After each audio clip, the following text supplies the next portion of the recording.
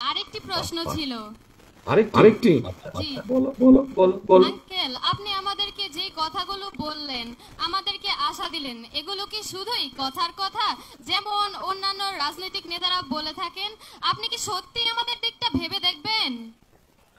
আচ্ছা আচ্ছা। বন্ধু, দেখো, আমি কিন্তু তোমাকে তোমার প্রথম যে প্রশ্নটা ছিল ওই প্রশ্নের উত্তরে কিন্তু আমি বলেছি যে এর আগে এই যে আমি বললাম শিক্ষা উপপত্তি, তারপরে ধরো এই যে মেয়েদের শিক্ষা ব্যবস্থা ফ্রি ক্লাস 10 পর্যন্ত, তারপরে 12 পর্যন্ত, এই কাজগুলো তো আমরা করেছি।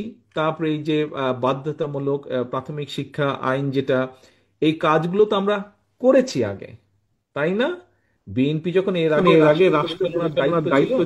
তুমি হয়তো তখন হওনি, কিন্তু তোমার আব্বু আম্মু তখন ছিলেন। তুমি আব্বু আম্মুকে জিজ্ঞেস করলে জানতে পারবে, তোমার টিচারদেরকে জিজ্ঞেস করলে তুমি জানতে পারবে যে বিএনপি যখন আগে দেশ পরিচালনার দায়িত্ব ছিল তখন বিএনপি কাজগুলো করেছে।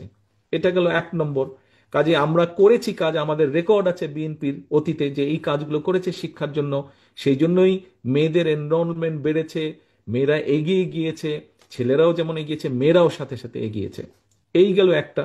আর দ্বিতীয় বিষয় হচ্ছে, সামনে একটা নির্বাচন আছে, তুমি তোমার আব্বু আম্মুকে বলবে যে আঙ্কেলের সাথে আমার কথা হয়েছে, আঙ্কেল বলেছে, আঙ্কেল যে আঙ্কেলরা সরকার দায়িত্ব পেলে আঙ্কেল তারেক আঙ্কেলরা এইভাবে এইভাবে আমাদের শিক্ষার ব্যবস্থা করবে। তারপরে তোমার আব্বু আম্মুকে তুমি চেষ্টা করবে, তোমার চাচা চাচি সবাইকে তুমি চেষ্টা করবে কনভিন্স করার জন্য যাতে ধানের শীষে ভোট দেয়। আর যদি আমরা না করি তাহলে পরের বার তুমি আর আমাদেরকে ভোট দিও না, হয়ে গেল। একবার ট্রাই করো। অসংখ্য ধন্যবাদ।